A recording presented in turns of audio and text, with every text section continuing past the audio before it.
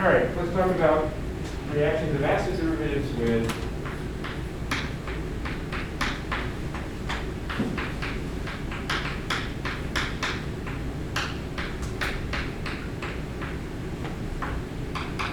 hydride reducing agents.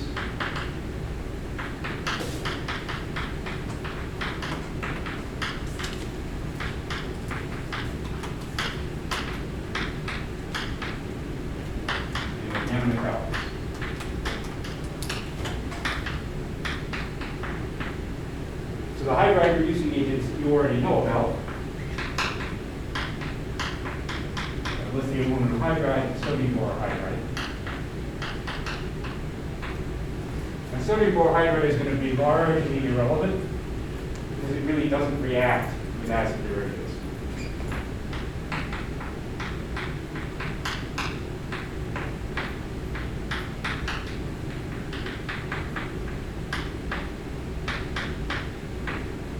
That's not quite accurate.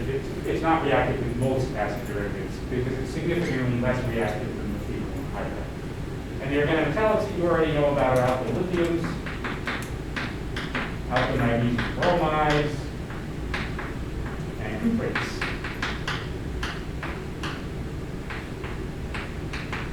Right? So we got three here.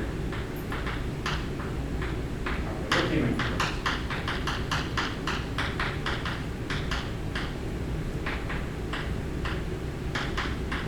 In order of most reactive to least reactive.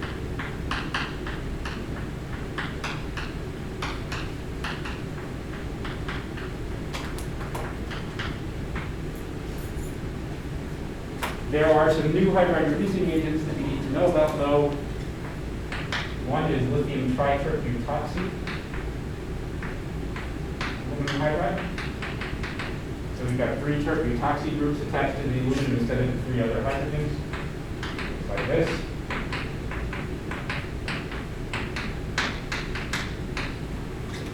It's less reactive because of the 3 electron withdrawing groups.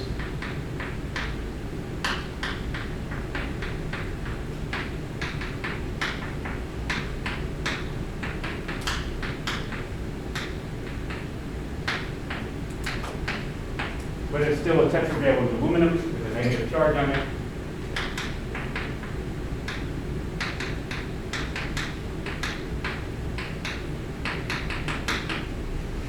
So it reacts in a similar fashion. But it's not reactive enough to react with aldehydes and ketones.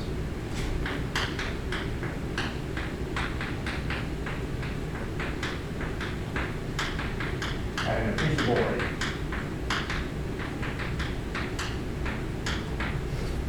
And that's important, and that's why we're using it. There's another sodium borohydride derivative, which is sodium cyanoborohydride.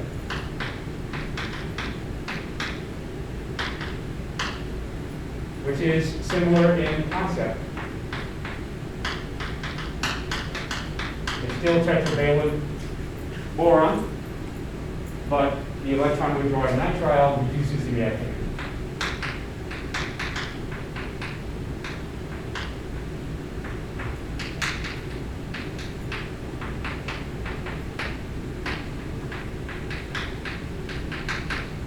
Which means that it also does not reduce aldehydes and ketones. So we're taking lithium aluminum hydride and sodium borohydride, which would normally reduce aldehydes and ketones, and we're modifying them by putting electron withdrawing groups on there that make the hydride now enough less basic that it won't react with the aldehydes and ketones. It will only react with carbonyl groups that are more reactive than aldehydes and ketones. And there's one more aluminum-based reagent we need to worry about. I'm going to put it way over here.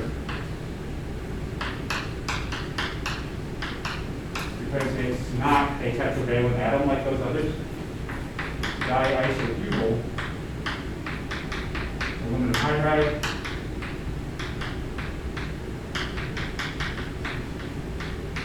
Or dibal. Right? Diisobutyl aluminum hydride is trivalent aluminum.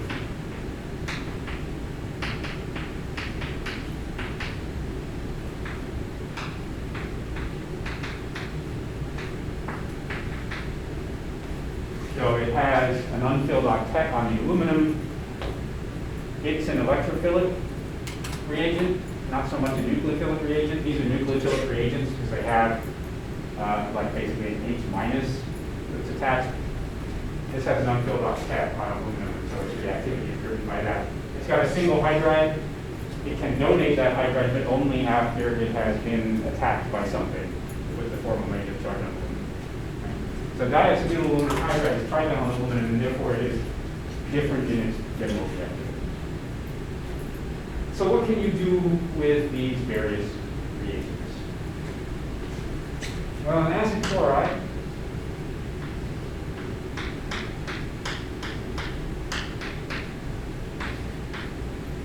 when reacted with lithium aluminum hydride, it's always got an inert solvent like ether, followed by aqueous acid workup.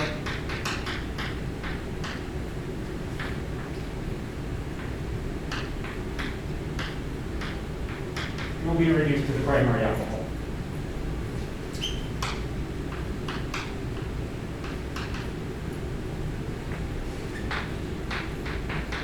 The first hydride goes on by nucleophilic basic substitution to form the aldehyde.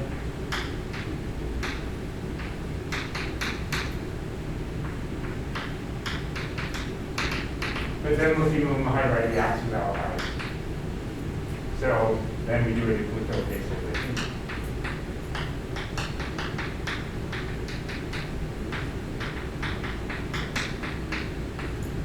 Right, so it just goes all the way from the acid chloride to the primary alcohol. And in fact, lithium aluminum hydride reduces lots of things to primary alcohols. Same reaction reduces esters, primary alcohols. You can pretty much assume that anything that happens to acid chlorides also happens to anhydrides. Right? And in fact, lithium aluminum hydride is such a good reducing agent, it will even reduce carboxylic acid to primary alcohols. So if you want a primary alcohol and you have a lithium aluminum hydride, you are in luck. You're going to make a primary alcohol. It doesn't reduce amines and nitriles to primary alcohols, though.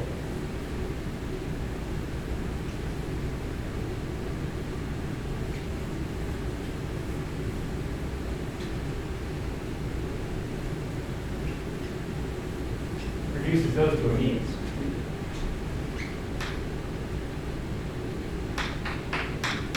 I'm using benzene just because why not? To help it.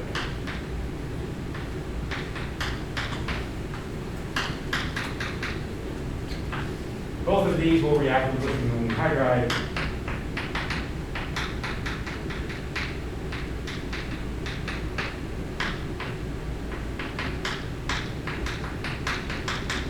Generate amines.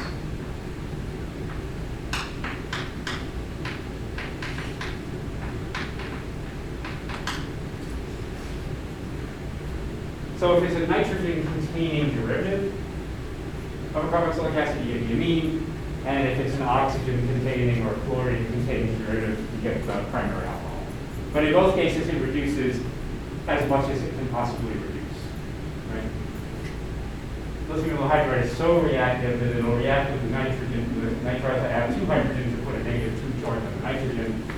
It'll react here, and it'll actually react first to form the salt because it's a base.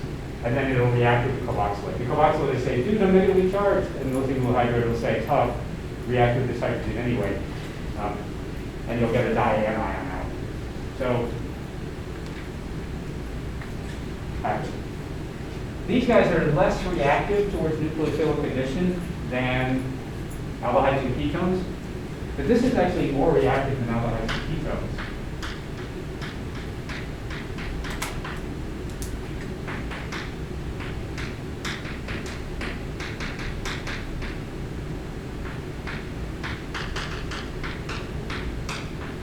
Who wants to explain to me why the acid chloride is more reactive than the aldehyde and ketone?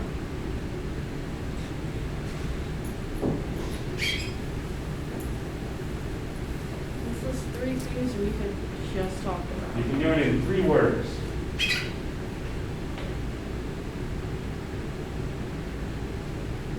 Chlorine is a good leaving group? Chlorine's a good leaving group, but that's not the most relevant factor here.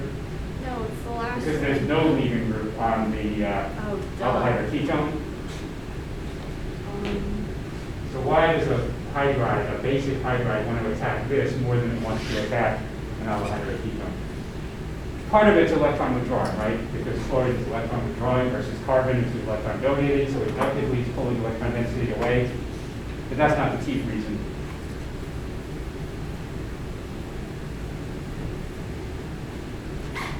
Core orbital overlap, right? You don't get that minor resonance structure that you would get with an ester or an amide. Right, so esters and amides are less reactive than the carbonyl, the regular carbonyl, like an aldehyde or a ketone. The acid chloride is more reactive. Since the acid chloride is more reactive than the aldehyde, it is at least theoretically possible to come up with a reagent that will stop, will do the nucleophilic acyl substitution to kick out the chloride, but then won't do the nucleophilic acyl addition to the aldehydes. And the reagent that does that is that lithium tributoxy aluminum hydride. So by reducing the reactivity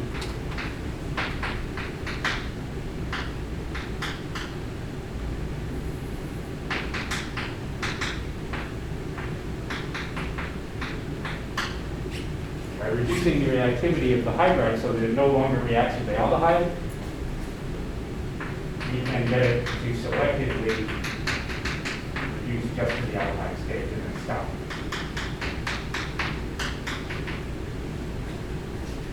That will work, and you can use either ether or pH.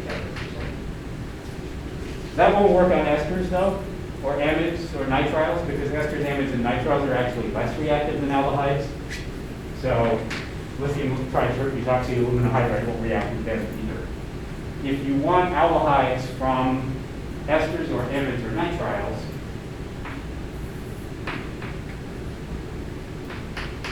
that's when you have to use that diisobutyl aluminum hydride. And they will actually all convert to aldehydes using diisobutyl aluminum hydride. So all 3 of these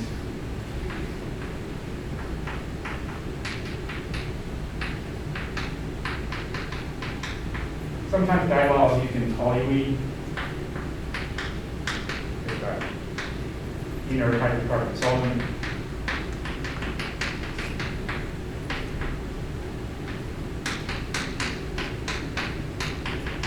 You'll get the aldehydes. So if you want an aldehyde from an acid derivative, if it's the acid chloride, lithium tributoxy aluminum hydride. If it's anything else, diol. The intermediates actually are, these are nucleophilic acyl addition reactions, not nucleophilic acyl substitutions.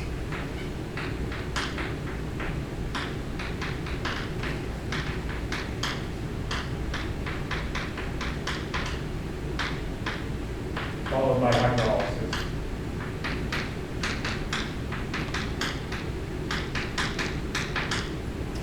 So the intermediate on the way from the ester to the aldehyde after the diol reacts with it is actually an aluminum version of a hemiacetal.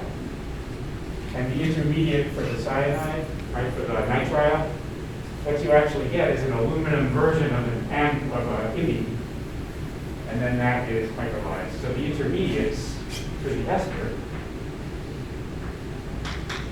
end up looking like this.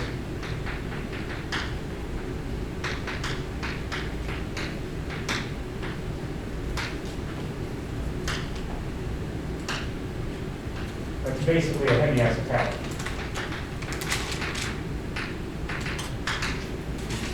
So that's what happens. Diol adds across here.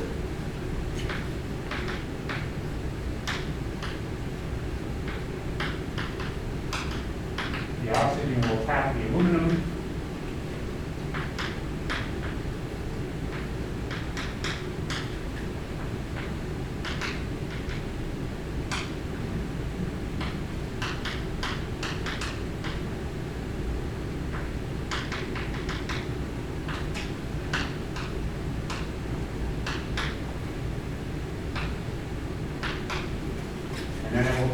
hydride, rich carbohydrate, to form that hemiacetal. So as a nucleophilic acyl addition of the elements of dival, the aluminum, which is the electrophile to the oxygen, the hydride, which is the nucleophile to the carbon, and then when you work it up with aqueous acid, hemiacetals are converted to aldehydes. The intermediate for the nitrile is an imine with an aluminum attached to it.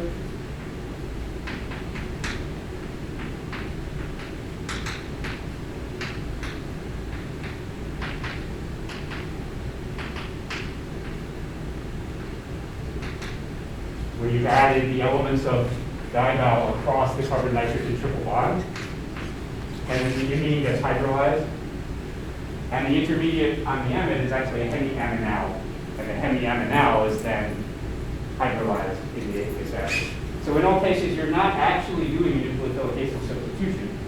You're doing a nucleophilic acyl addition of the elements of dival across the pi bond, and then you're hydrolyzing the product of that in aqueous acid.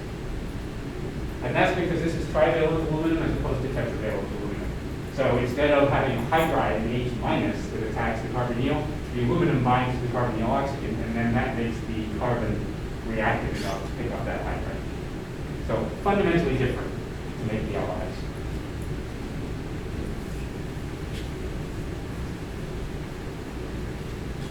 So you can convert any of the acid derivatives into aldehyde using the right reagent. And you can convert the nitrogen-containing ones to the amines using lithium hydride, and the oxygen-containing ones and chloride to alcohols using the hydride-reducing agent.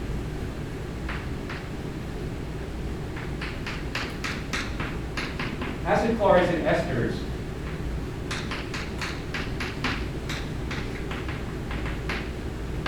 both react with alkyl lithium or alkyl magnesium bromides to give tertiary alcohols.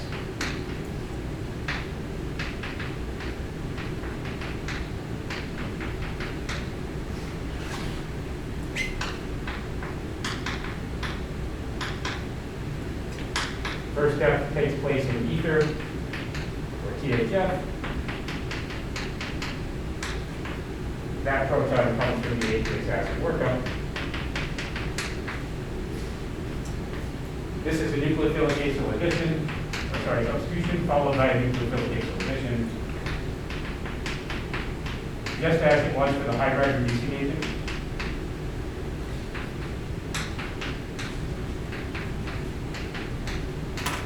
With the ketone as the intermediate.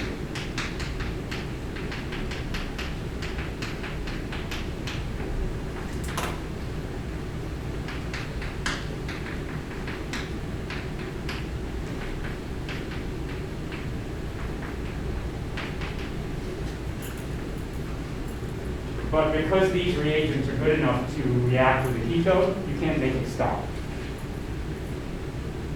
And in the case of the ester is less reactive than the ketone, so it's not even theoretically possible to make it stop. In this case, it is theoretically possible to make it stop, because the acid chloride is more reactive than the ketone. So in theory,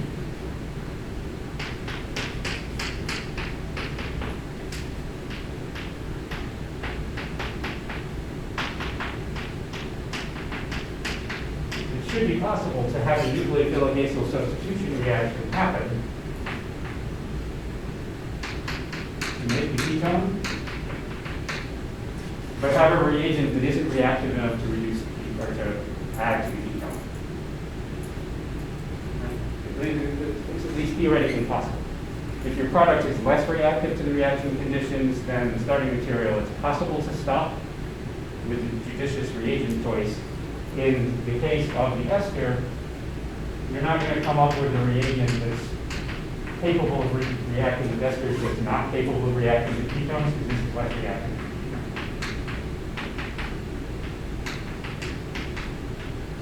All right, so there's no way to do this.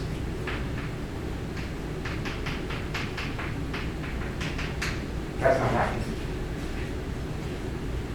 So what reagent can you imagine might be good enough to react with the more reactive acid chloride, but not good enough to react with the ketone?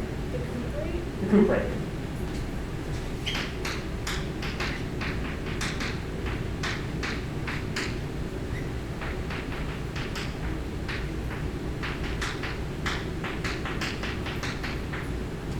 So if you use a cuprate, you can stop at the ketone stage. The cuprate will react with alpha beta unsaturated carbonyls, but it won't react with non-alpha beta unsaturated carbonyls. Right? So we have the cuprate doing a 1,4 addition.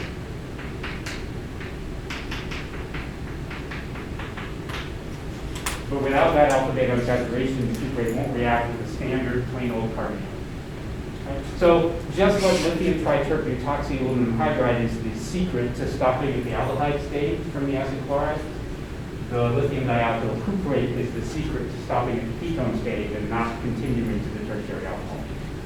In both cases, what we've done is we've attenuated the reactivity of our basic reagent so that it reacts with the starting material and not the product. Right? But if you use a more reactive one, it's just going to react with the ketone and you're going to keep going and you're going to get the tertiary alcohol. If you want a secondary alcohol, you can make a secondary alcohol.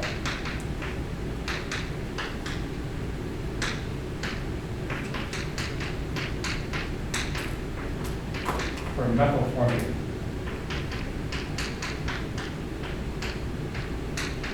Since there's already a hydrogen on there, methylformate will react with alkyl lithiums or alkyl magnesium bromides to form a secondary alcohol. The catch is it's going to be symmetrical. You're going to end up adding the same alkyl group twice. So if you want to add two different alkyl groups, this shit won't work. Right? If you're going to add two different alkyl groups, you're going to have to add one of them by adding the cuprate to make a ketone, and then the other alkyl group in a successive reaction.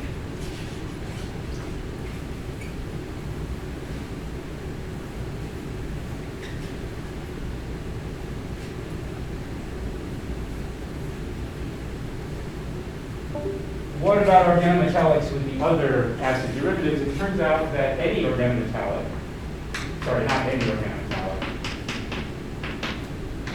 the alkyl magnesium bromides and the alkyl lithiums, so let's use phenyl magnesium bromide as an example, will react with nitrile to form ketones.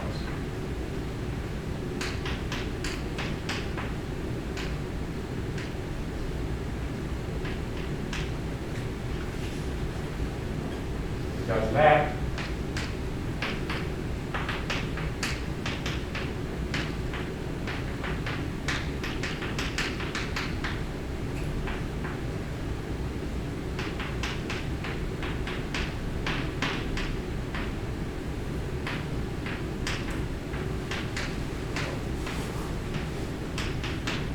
And then aqueous workup will clean this guy to make it ketone.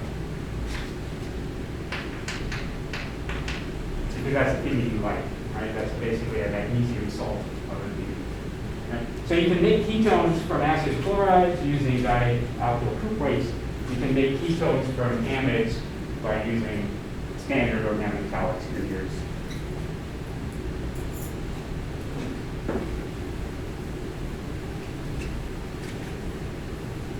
The other reagent that I talked about, that sodium cyanoborohydride,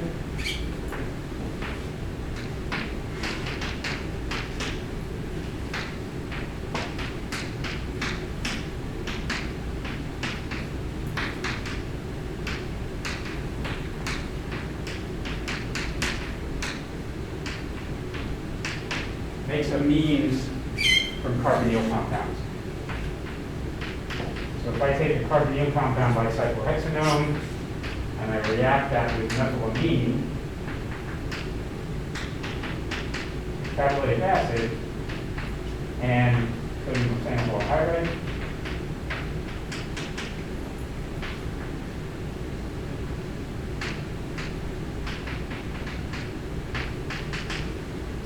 I can do that. It's called reductive amination. It's in chapter 21.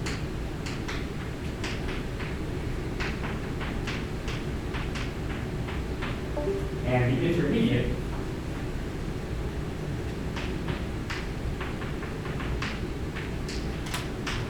is the aminium salt. So Sodium cyanoboride will not react with the ketones.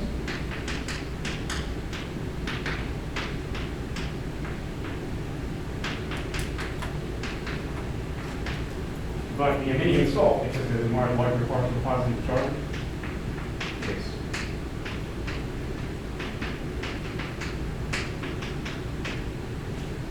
So this positively charged intermediate will react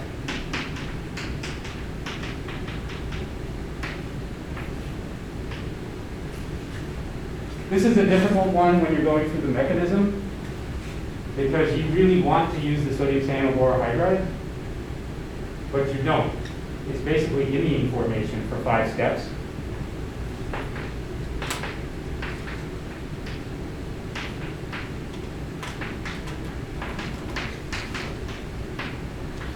And then instead of taking that proton off, which is the last step of the plain imine formation, sodium biohydride intercepts that iminium salt and reduces it. So you got to be patient. When you're writing the mechanism for this, you got to let the sodium cyanoborhydride sit there and do nothing for a while. It's going to keep, you're going to keep looking at it. It's going to say, use me. But you have to deny its entreaties and not use it until you've made the imine. So protate the carbonyl, attack with the nitrogen, couple proton transfers, kick out water to the leaving group, get the iminium salt and say, okay, now sodium cyanoborhydride, now you can play, come react and use this. So it's an attenuated reactivity, just like we've done with the cuprates or with the lithium triterpene toxin. We're trying to get it to react with the product and not react with the starting material. All right, almost done in time. It was a lot today. There'll be less Tuesday, but I wanted to give you like the whole weekend to think about these reactions. So reactions quiz, acids to acid chlorides, and all of these hydride reducing agents and organometallics, reductions and nucleophilic acyl addition reactions. A subset of those reactions will be on the quiz on Tuesday. No mechanisms. I mean, you can write mechanisms if you want, but they won't be required.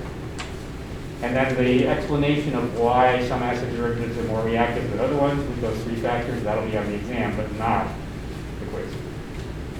I promise not to ask you that on the quiz.